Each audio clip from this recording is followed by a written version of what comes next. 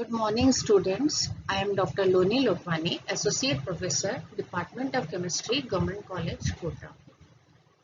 आज का हमारा लेक्चर का टॉपिक है रेजोनेंस, अनुनाद, जो कि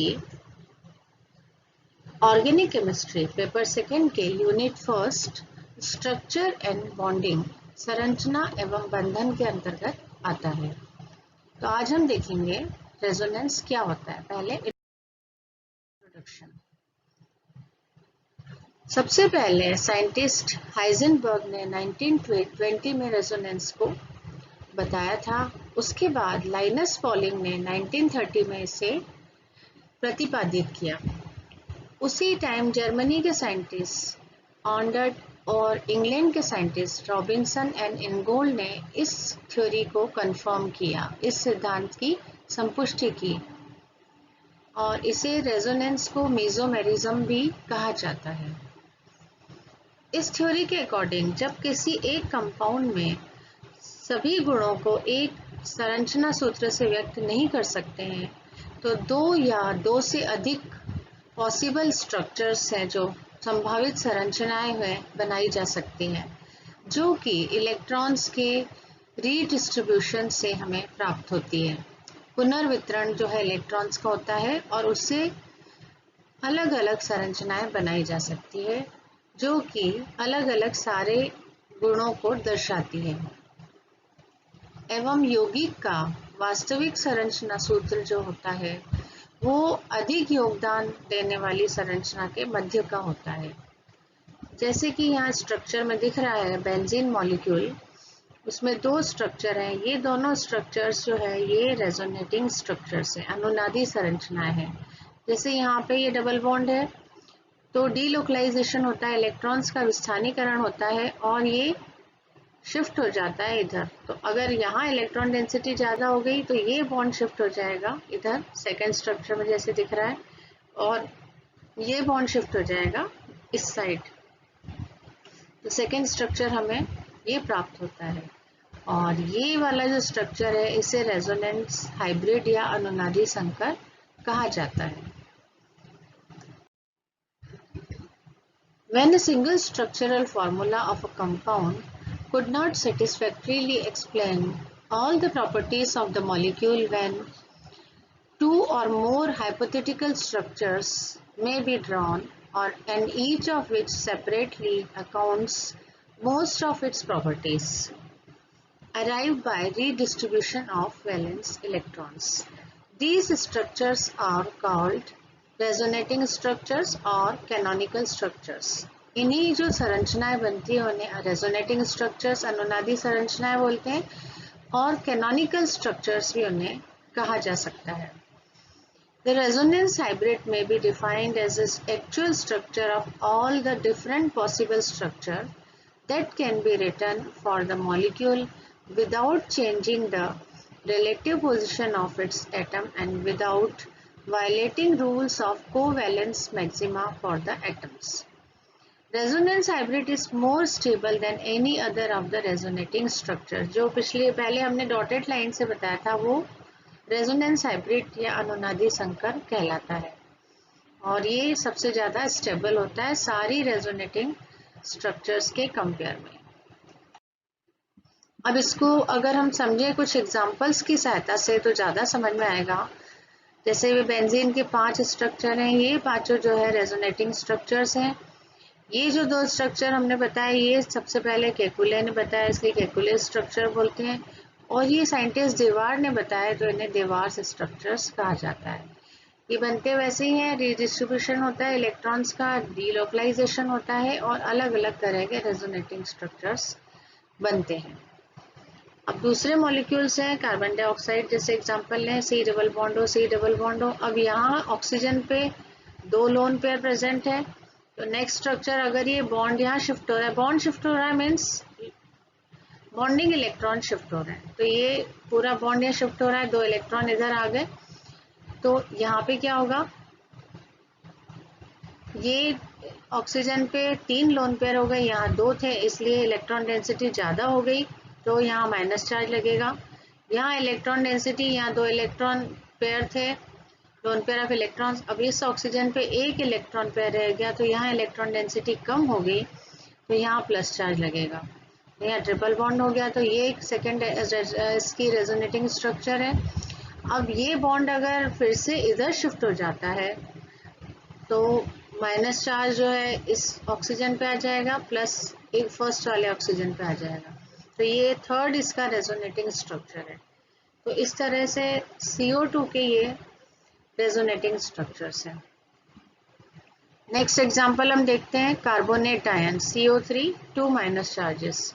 अब यहाँ पर भी जो है दोनों ऑक्सीजन पे माइनस चार्ज है क्योंकि तीन लोन पेयर यहाँ पे प्रेजेंट है दोनों ऑक्सीजन पे। अगर इलेक्ट्रॉन शिफ्ट होते हैं मीन्स इलेक्ट्रॉन्स का डीलोकलाइजेशन होता है, ये वाले इलेक्ट्रॉन यहाँ शिफ्ट होते हैं तो क्या होगा, यहाँ इलेक्ट्रॉन डेंसिटी बीच वाले कार्बन पे ज़्यादा हो जाएगी, इसलिए ये बॉन्ड जो है वो यहाँ शिफ्ट होगा। मीन्स यहाँ एक लोन पेयर और बढ़ जाएगा जैसा कि स्ट्रक्चर में दिख रहा है। तो यहाँ माइनस चार्ज आ जाएगा और ये इन दोनों ऑक्सीजन पे माइनस चार्ज आ जाएगा। अब तीसरे स्ट्रक्चर में जब बॉन्डिंग फिर से यहाँ से इधर शिफ्ट होगी तो ये दोनों जो ऑक्सीजन है यहाँ पर माइनस चार्ज आ रहा है। तो ये डिफरेंट तरह के जो है तीन रेजोनेटिंग स्ट्रक्चर्स अनुनादी संरचनाएं यहाँ बन रही हैं। ऐसे ही नेक्स्ट देखेंगे 1,3 butadiene CH2 double bond CH CH double bond CH2। अगर डीलोकलाइजेशन होता है इलेक्ट्रॉन का, बॉन्डिंग इलेक्ट्रॉन्स इधर आते हैं तो कार्बन पे माइनस चार्ज और इस कार्बन पे जो है यहाँ ये वाला बॉन्ड इधर शिफ्ट होगा तो इस पे प्लस चार्ज आएगा तो स्ट्रक्चर ये बनेगा। फिर अगर चेंज होता है तो नेक्स्ट स्ट्रक्चर यहाँ प्लस चार्ज और यहाँ माइनस चार्ज आ रहा है। तो ये भी ब्यूटाडाइन की तीनों रेजोनेटिंग स्ट्रक्चर्स हैं। तो ये एग्जांपल्स हैं कि किस तरह से रेजोनेंस होता है और उसकी संरचनाएं हैं। और जितनी ज़्यादा रेजोनेटिंग स्ट्रक्चर्स किसी कंपाउंड के बनते हैं वो उतना ज़्यादा स्टेबल होता है, स्थायी हो जाता है। नेसेसरी कंडीशंस फॉर रेजोनेंस के लिए आवश्यक जो है कंडीशंस क्या क्या हैं? All resonating structure must have the same arrangement of atom और न्यूक्लियाई, एटॉमिक न्यूक्लियाई। जो सारा जो है अरेंजमेंट सिमिलर होना चाहिए एटॉमिक न्यूक्लियाइज का। The resonating structure must have the same number of paired and unpaired electrons. However, they differ in the way of distribution of electrons. सभी जो रेजोनेटिंग स्ट्रक्चर्स बन रहे हैं उनमें नंबर ऑफ पेयर्ड और अनपेयर्ड जो इलेक्ट्रॉन्स हैं वो सेम होना चाहिए, समान होना चाहिए, भले ही उनका डिस्ट्रीब्यूशन किसी भी तरह से हो रहा हो। And the energies of the various resonating structures must be same or nearly same.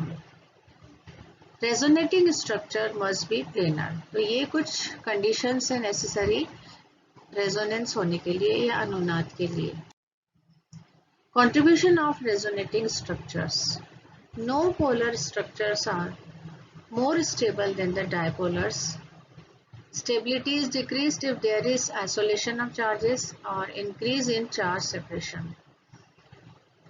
If all structures have formal charge, the most stable one is that in which the negative and positive charges reside on the most electronegative and most electropositive atoms respectively. Means जो अगर electronegativity जिस atom की ज़्यादा है उस पे minus charge हो और इलेक्ट्रोपॉजिटिव मेटल पे प्लस चार्ज हो तो उस तरह का स्ट्रक्चर जो है मोस्ट स्टेबल या स्थायी होता है। Resonating structures with electron deficient or positively charged atoms have very high energy and hence are unstable. Positively charged जितने भी परमाणु हैं और जिनमें इलेक्ट्रॉन्स की कमी है, इलेक्ट्रॉन डेफिशिएंट है, तो एनर्जी उनकी ज़्यादा हो जाती है। जहाँ भी एनर्जी ज़्यादा होगी वहाँ अस्थायित्व आ जाएगा, अनस्टेबिलिटी आ जाएगी। तो इसलिए अगर हाई एनर्जी है तो वो कंपाउंड या वो रेजोनेटिंग स्ट्रक्चर्स जो हैं अनस्टेबल हो जाएंगे। More are the numbers of covalent bonds in the resonating structure, more is the stability. जितने ज़्यादा जो है सहसंयोजी बंध पाए जाएंगे अनुनादी संरचनाओं में उतनी ज़्यादा उसकी स्थायित्व बढ़ता जाएगा, स्टेबिलिटी बढ़ती जाएगी। अब हम ये कुछ रूल जो है ये पढ़ेंगे। मैंने हिंदी और इंग्लिश दोनों में इसलिए लिया कि कुछ बच्चों ने डिमांड किया था कि कंटेंट भी हमें हिंदी में चाहिए। तो अनुनाद के नियम, rules for resonance. First is अनुनादी संरचनाओं को लुईस संरचना के सिद्धांत का पालन करना चाहिए। मीन्स किसी भी संरचना में कार्बन की 5 और हाइड्रोजन की 2 संयोजकता नहीं होना चाहिए। जैसे कार्बन की वैलेंसी 4 है और हाइड्रोजन की 1 है, तो हर रेजोनेटिंग स्ट्रक्चर में वही वैलेंसी होना चाहिए जो कि उसकी लुईस स्ट्रक्चर के हिसाब से है। ऐसा नहीं आप वैलेंसी नहीं बढ़ा सकते कि 5 हो गई, हाइड्रोजन की 2 या 3 हो गई। अनुनादी संरचनाओं में परमाणुओं की स्थिति या स्थान नहीं बदलता, केवल n electrons means non bonding electrons या अनपेयर्ड इलेक्ट्रॉन्स, अयुग्मित जो इलेक्ट्रॉन्स है उनके ट्रांसफर या डिलोकलाइजेशन के फलस्वरूप विभिन्न तरह की रेजोनेटिंग स्ट्रक्चर्स अनुनादी संरचनाएं बनती हैं। जैसा कि एग्जाम्पल में दिख रहा है, ये है साइक्लोप्रोपिलीन कैटायन, धनायन। अब ये बॉन्ड या शिफ्ट हो रहा है, मीन्स इलेक्ट्रॉन शिफ्ट हो रहे हैं, तो यहाँ प्लस चार्ज आ जाएगा तो सेकेंड स्ट्रक्चर यहाँ बन गया। ये बॉन्ड अगर इस साइड शिफ्ट हुआ तो ये प्लस चार्ज जो है इधर शिफ्ट हो जाएगा, तो ये थर्ड स्ट्रक्चर हो गया। तो ये इसकी तीनों अनुनादी संरचनाएं हैं और इसे रियल स्ट्रक्चर को है डॉटेड लाइन से या डैश से प्रदर्शित किया जाता है। ये रेजोनेंस हाइब्रिड है, अनुनादी संकर। थर्ड इज प्रत्येक अनुनादी संरचना में युग्मित इलेक्ट्रॉनों की संख्या बराबर होना चाहिए, पेयर्ड इलेक्ट्रॉन्स की संख्या बराबर होना चाहिए। जैसे कि एग्जांपल से हम देखते हैं, CH2 डबल बॉन्ड CH2 है, पर यहाँ CH2 पे एक इलेक्ट्रॉन आ गया, कार्बन पे एक इलेक्ट्रॉन, तो ये गलत हो जाता है। इसी तरह से इस स्ट्रक्चर में भी है। नेक्स्ट इज प्रत्येक अनुनादी संरचना अनुनाद संकर में बराबर का योगदान नहीं देती है, क्योंकि विभिन्न अनुनादी संरचनाओं की आपेक्षिक ऊर्जा अलग अलग होती है। रिलेटिव जो इसकी एनर्जी अलग अलग होने के कारण ये रेजोनेंस हाइब्रिड में प्रॉपर कंट्रीब्यूशन नहीं देती है। जैसे कि CH2 double bond CH, CH double bond CH, ये नॉन पोलर है इसलिए ये ज़्यादा स्टेबल हो जाएगा, और ये जो है इसमें चार्ज का सेपरेशन हो रहा है तो ये थोड़ा कम स्टेबल होगा, कम स्थायी होगा। अब जब विभिन्न इलेक्ट्रोनेगेटिविटी या विद्युत ऋणता वाले परमाणु अनुनाद में भाग लेते हैं तो वह संरचना जिसमें ऋणावेश अधिक विद्युत ऋणी तत्व पर होता है वो ज़्यादा इम्पोर्टेंट होती है। जैसे कि एग्जाम्पल से हमें समझ आएगा, यहाँ पे ये कीटोन है, कोई भी कीटोन ले लिया हमने, RC डबल बॉन्ड R, तो कार्बन पे यहाँ पे पॉजिटिव चार्ज है, ऑक्सीजन पे 3 लोन पेयर है, माइनस चार्ज है। तो ऑक्सीजन की इलेक्ट्रोनेगेटिविटी कार्बन से ज़्यादा है, तो मोर इलेक्ट्रोनेगेटिव एटम ऑक्सीजन पे ही माइनस चार्ज है और कार्बन पे पॉजिटिव है। तो ऐसे जो रेजोनेटिंग स्ट्रक्चर्स हैं वो ज़्यादा स्टेबल होते हैं कंपेयर टू ये इस तरह के स्ट्रक्चर्स हैं जहाँ की कार्बन पे माइनस चार्ज है और ऑक्सीजन पे प्लस चार्ज है। तो ये एग्जाम्पल से आपको क्लियर हो गया होगा कि किस तरह से ये रूल्स जो है रेजोनेंस के वर्क करते हैं।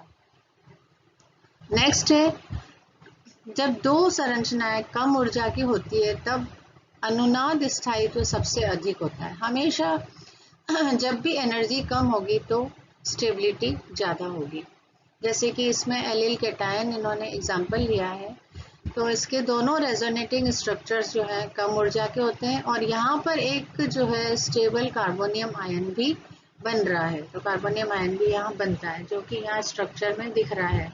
अब ये जो स्ट्रक्चर है CH3CO, यहाँ पे माइनस चार्ज है, double bond CH, C double bond O, CH3। अगर ये बॉन्ड की शिफ्टिंग यहाँ हो रही है जैसे कि एरो से दिखाया जा रहा है, तो इस कार्बन पे इलेक्ट्रॉन डेंसिटी ज़्यादा हो जाएगी, बॉन्ड ज़्यादा हो जाएंगे, तो यहाँ से डीलोकलाइजेशन होगा इलेक्ट्रॉन्स का इस ऑक्सीजन पे। नेक्स्ट स्ट्रक्चर में दिख रहा है यहाँ इस ऑक्सीजन पे माइनस चार्ज आ जाएगा, तो ये इसके रेजोनेटिंग स्ट्रक्चर्स है। पहले इस कार्बन पे माइनस चार्ज था यहाँ पर, अब सेकेंड ऑक्सीजन पे माइनस चार्ज आ जाएगा। तो इस तरह से ये अनुनादी संरचनाएं बनती हैं। नेक्स्ट पॉइंट इज असंतृप्त स्केलेटन या निकाय में इलेक्ट्रॉन्स का विस्थापन सबसे अधिक होता है, जबकि सिग्मा मीन्स सैचुरेटेड वाला जो सिस्टम है उसमें वो पूरी तरह से समतलीय मीन्स प्लेनर होता है, कोप्लेनर होता है। नेक्स्ट, अनुनादी संरचनाएं जहां आवेश पृथक्करण हो उन संरचनाओं से कम स्थायी होती है जहां पृथक्करण नहीं होता। जैसे यहाँ पे दिख रहा है ये ज़्यादा स्टेबल है और यहाँ पर जो है ये वाला स्ट्रक्चर कम स्टेबल है, कम स्थायी है। लास्ट इज अनुनादी संरचनाओं में जहाँ निकटतम परमाणुओं पर समान आवेश हो वे उच्च ऊर्जा की होती है। तो उच्च ऊर्जा होने पे मतलब क्या हो गया, स्टेबिलिटी कम हो गई, तो रेजोनेंस के अकॉर्डिंग ये जो है कम महत्वपूर्ण हो जाएंगी, कम स्टेबल हो जाएंगी। जैसे R C double bond O, C double bond O R. अब यहाँ जो है अगर शिफ्टिंग होती है इलेक्ट्रॉन्स की तो दोनों ऑक्सीजन पे माइनस चार्ज, दोनों निकटवर्ती हैं मीन्स पास पास हैं, और दोनों कार्बन जो नियरेस्ट हैं उन पे प्लस चार्ज आ जाएगा। तो यहाँ पे एनर्जी बढ़ जाएगी, एनर्जी बढ़ते ही जो है रेजोनेंस के अकॉर्डिंग ये कम महत्वपूर्ण, कम इम्पोर्टेंस इनका हो जाएगा। तो ये कुछ जो है एग्जांपल्स और रूल्स हैं रेजोनेंस के। इसके हिसाब से आप समझ सकते हैं कि अनुनाद क्या होता है और रेजोनेंस क्या होता है। Thank you.